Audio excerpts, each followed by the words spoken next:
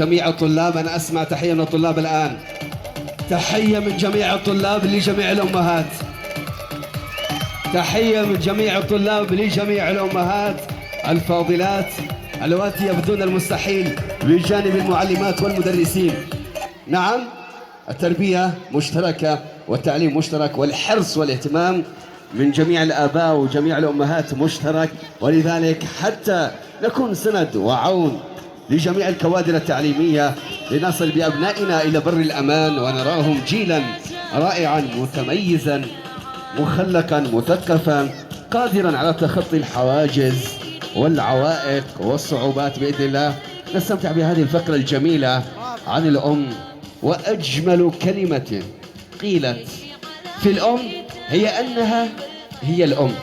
فالأم والله لو تكلمت أو تحدثت أو وصفت بكل مجلدات الدنيا لا تعيها أو تفيها حقها، لأنها هي الأم المربية فعلا، تعاشر الأحزان وتشاطر الهموم في المرض وفي الفرح وفي الترح. حفظ الله جميع أمهاتنا جميعا، الله يحفظ جميع أمهاتنا، ومن توفيت عليهم نسأل الله لها الرحمة والمغفرة والرضوان، ورحمة الله أيضا على جميع آبائنا وجميع أحبابنا في كل مكان. دعونا الآن نستمتع بهذه الفقرة الجميلة عن الأم، لكن أود أن أسمع تحية قوية لمن سطروا هذه اللمسة الجميلة.